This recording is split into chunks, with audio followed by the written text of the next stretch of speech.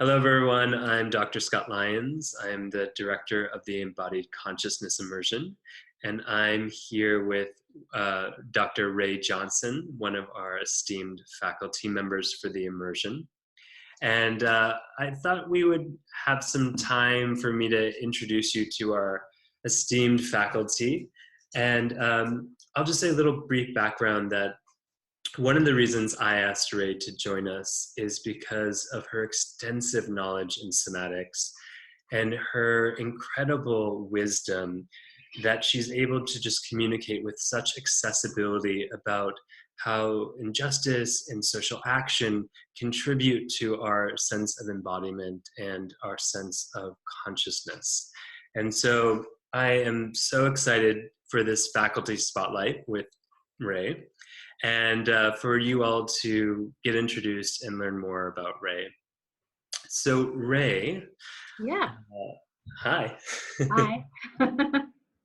So I thought I'd just start with the first question, which would be, what would you wish for people to learn or to experience in terms of embodiment or consciousness? Just an easy question to start with. Yeah, exactly. I mean, I think on a really foundational level, of course, the simple answer is that I wish people had a better understanding of how valuable a source of knowledge and insight our lived felt experience of our own bodies really is across all domains. Yeah. And how much our bodies, because we're socialized this way, tend to be unconscious and unavailable to us. Yeah. And of course, by extension, how somatic work or embodiment practices can help make those previously unconscious territories within us more available, more conscious, more Moshe Feldenkrais has a lovely term that I like to use.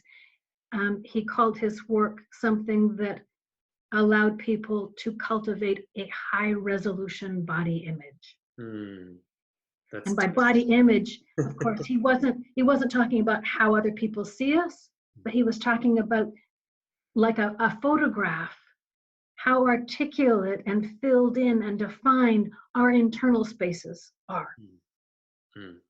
So that's my basic bottom line. That's what I wish everyone would have more access to. But more specifically, just in terms of my work, and when you introduced me, you sort of alluded to it. I am particularly committed to helping people understand the role that the body plays in oppression and the trauma, the developmental, chronic, complex trauma of oppression. And at the same time, how the body can really serve as a source of empowerment.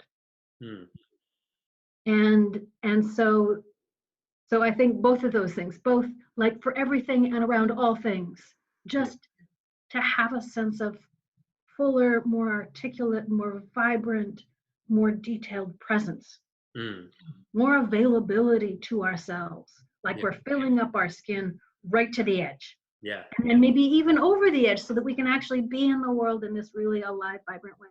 Yeah. But also, how do we use those capacities specifically around navigating power dynamics and learning to be in a world where, for some reason, the message we've been getting all our lives is we don't belong. Yeah. For whatever reason. Yeah. Ray, I love something you do so much, which is it is so real and accessible, the way you describe the way in which we experience oppression and create oppression through the soma, through the body.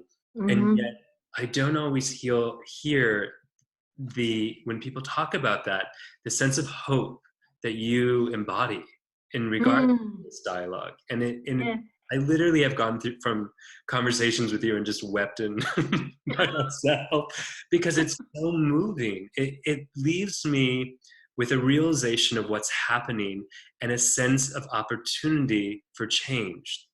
And it's Mm-hmm. tangible. It's like I can taste the Yeah. capacity for change when I connect with you and when I talk with you. And Yeah. it's so stunning. It's beautiful. It makes me so Mm. happy when I talk to you. So Thank you. yeah, You know, um, that's that's wonderful to hear, and it reminds me of something that I've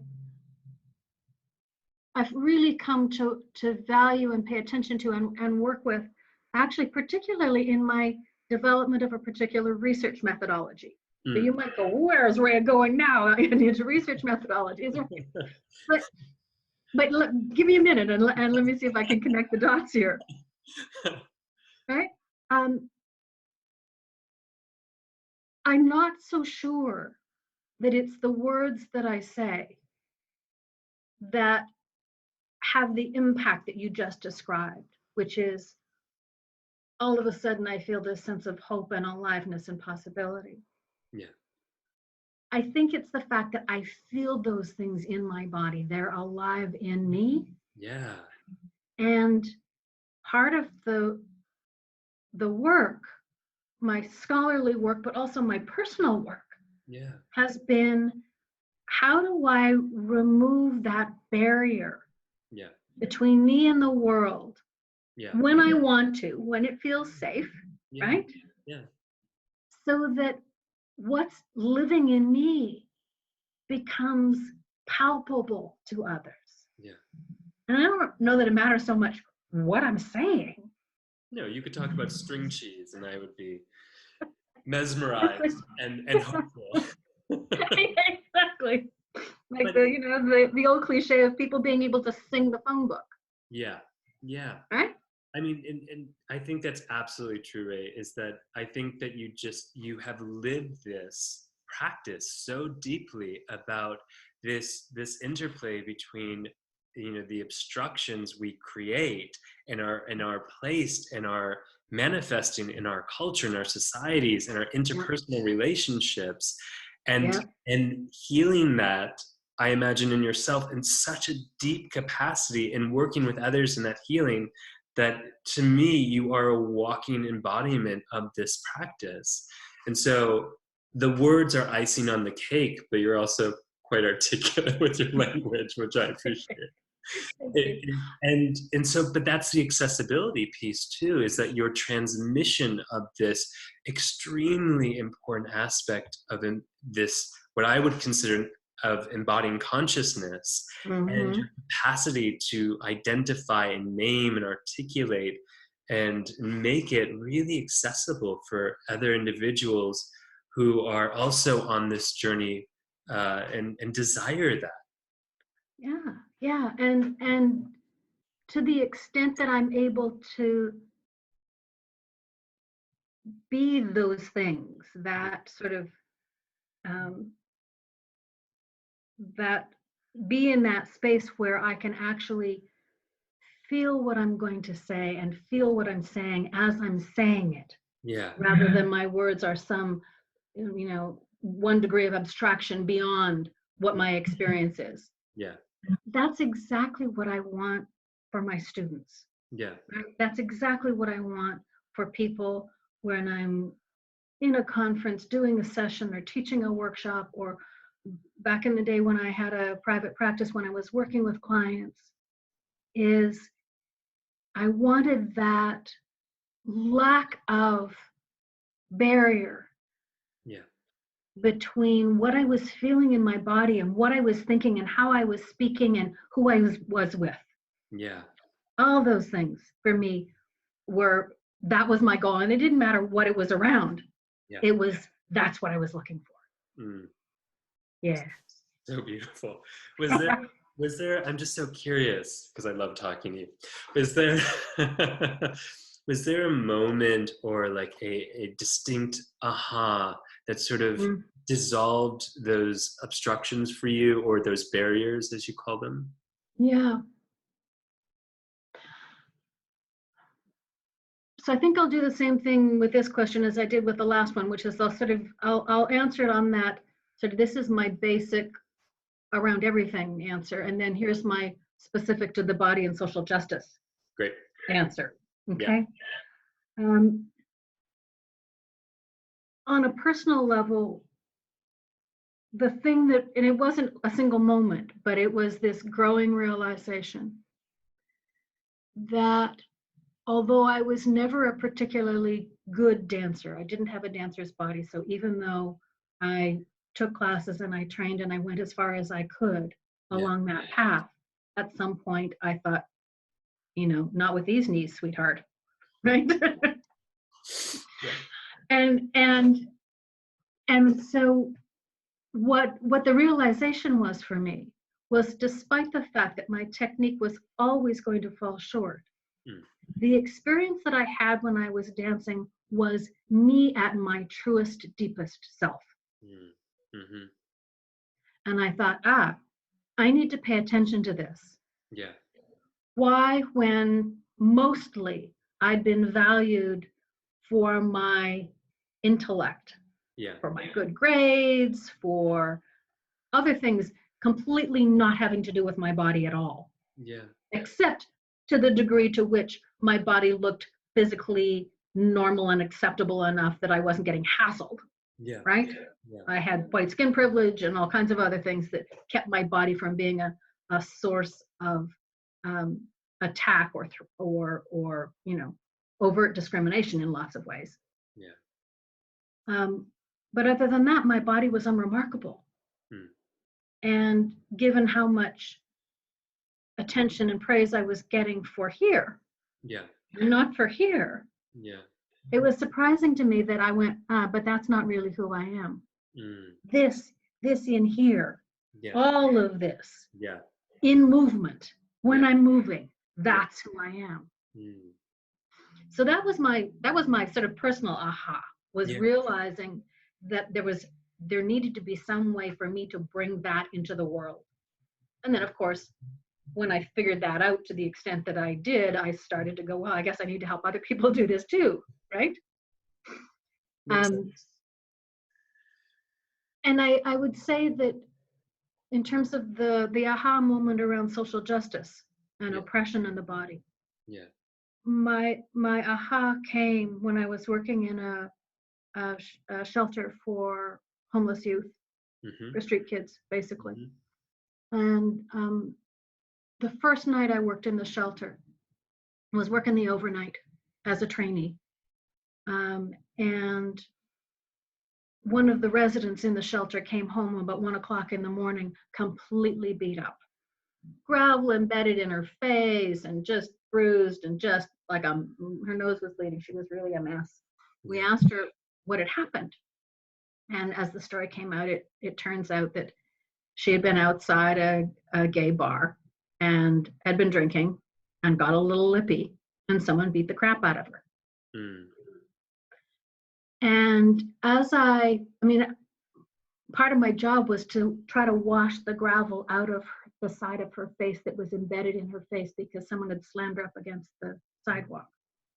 And I just thought, wow, this stuff, I could see her do all of these things, leave her body, tighten up.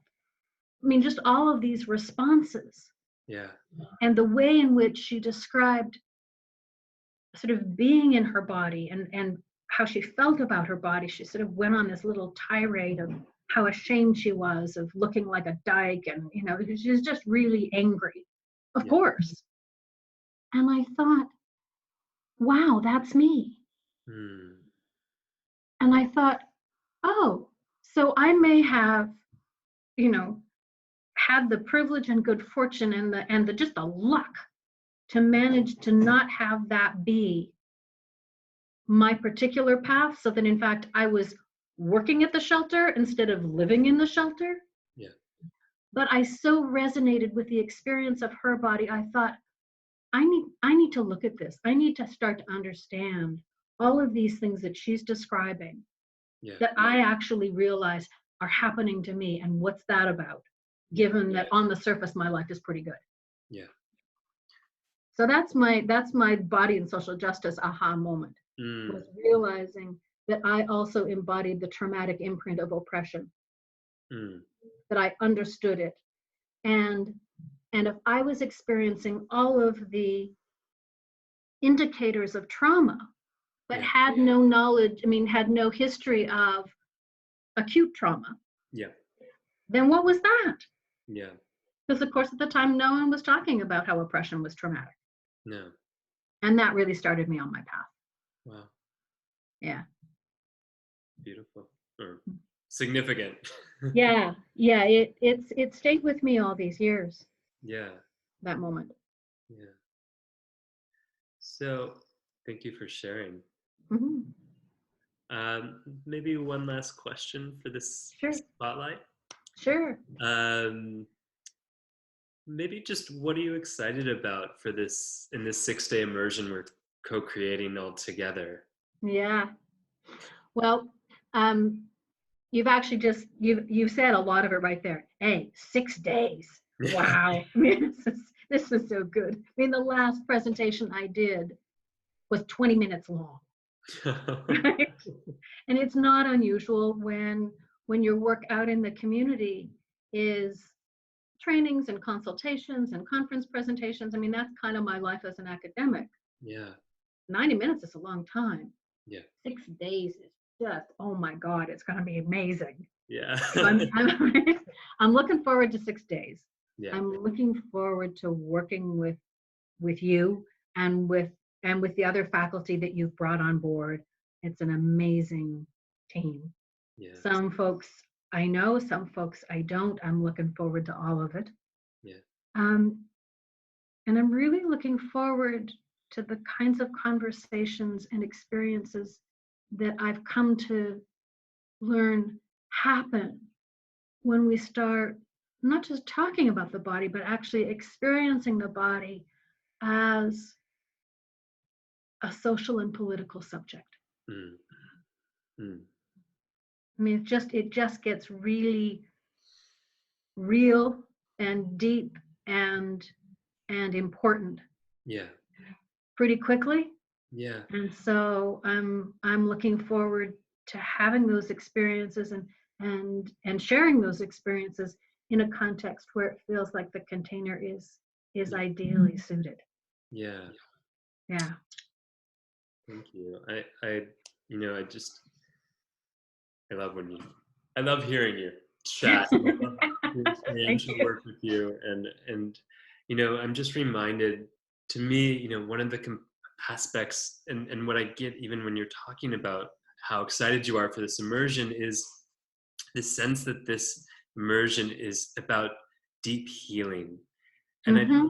and what I mean by healing is the returning of the knowing and experience of wholeness. Yeah. And I love the way and the inroad that you take with deep healing. And I just love how it's such a compliment for all the other faculties weigh in Mm-hmm. towards Yeah. this deep, deep healing of returning to the knowing and experience of our wholeness. Yeah. So I'm so excited. Absolutely. It's gonna be great. I'm Great. really looking forward to it. Well, thank you so much, Ray. Thanks, For Scott. This has been, as always, so much fun to talk with you. I'm looking forward to many more conversations, including like long conversations yeah, in October when we're all in Berkeley together. yeah, it's gonna be wonderful. Yeah. Well, thank you so much, Ray.